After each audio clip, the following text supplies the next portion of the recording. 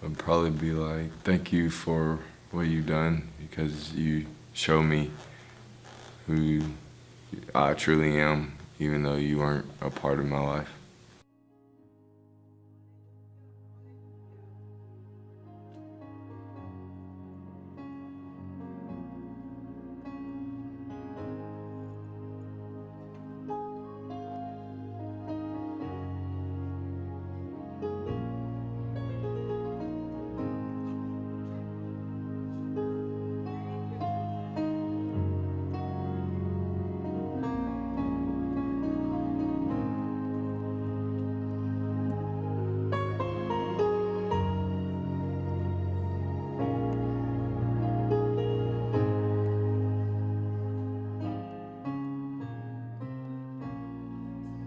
I didn't know what happened. Like, we're brought up him just leaving.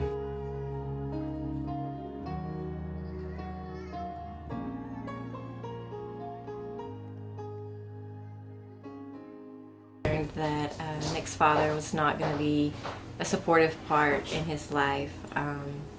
Pretty much devastated. But I did realize that we got into this at a very young age, and so to expect anything out of it was probably unfair on my part. That was very emotional for me because, that is my son. And to say that my son was not going to have a relationship with my grandson, those things are vital. We need them. We need every aspect of our male counterparts, especially being African American. You're not just African American, you have your mom's, lineage and mine, but to say African American man. And I thought that it was hard for me because he didn't have his dad in his life. So I thought it would be a flip for him, just to be able to be in their life.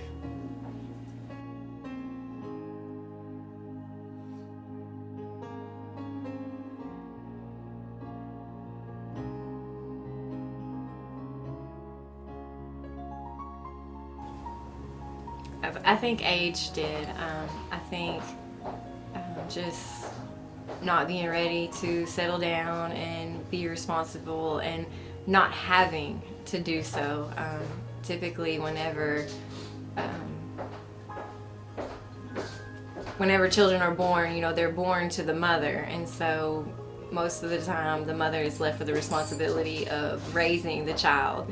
And the father doesn't exactly have to stick around or be a part. So I really think it had a lot to do with age, maturity level, and also like his mother said, not having a father, it's hard to break that cycle. And so I think it was just a generational cycle that repeated. His father wasn't there for him, and he didn't have, the skills and characteristics and stuff that he needed to be there for his son.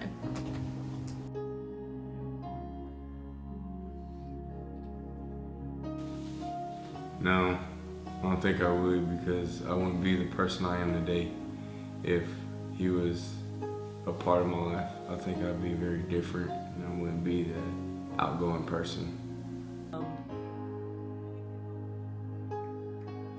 This gave me a different outlook, because I had both my parents, through my whole lifespan, basically, and it was hard for me because it was something that I really pushed them for, really, talked to them about as young people, even before, this came about, you being born.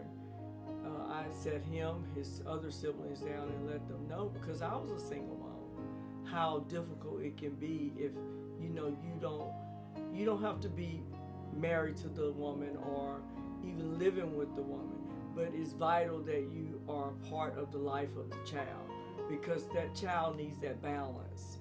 So it was hurtful, that they didn't follow the advice that was given, even coming from his grandfather, that was something that he really talked to them about how important it was to be involved, to be good parents, to teach them right, to tell them the truth, to do all those things so that they can have a well-rounded life. Because life isn't going to be perfect no matter what, with two parents or with one. So The fact that he didn't say anything, he just left. He wasn't a very good communicator.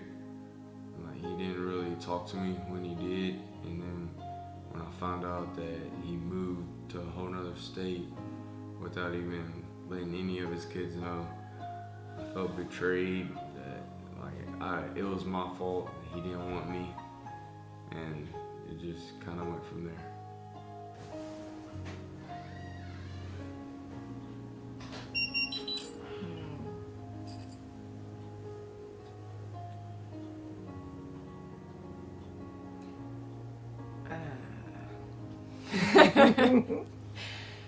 I have to answer that really careful because, in all honesty, I think that not having his dad as a part of his life, it gave him, there was a void there, and it led him to want to get the void filled by a higher power, which was the best power. It led him to a relationship with God, who is the ultimate father, So I really think that not having his father in his life and being adopted into God's family and an awesome church family really led him to be the man of God that he is today. I really pray for that. I pray that at some point that a light will come on. That because the information is there. He knows where you are. He knows who you are.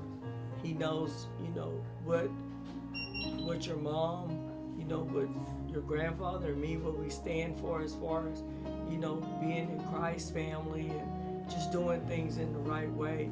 That I hope that, one day that a light will come on and he'll want to come and find out, what happened. How can we work on this and get this the way where it should be, ultimately. I wouldn't care, but then again, I feel he would try to just ask for stuff instead of actually try to be a father. He probably just want. So I probably wouldn't want to. The best advice I could give you is probably find a male role model that you look up to and stick with them, because all kids need a dad, because they're that protective role, and if you don't have one, then you become angry and defensive and aggressive a whole bunch.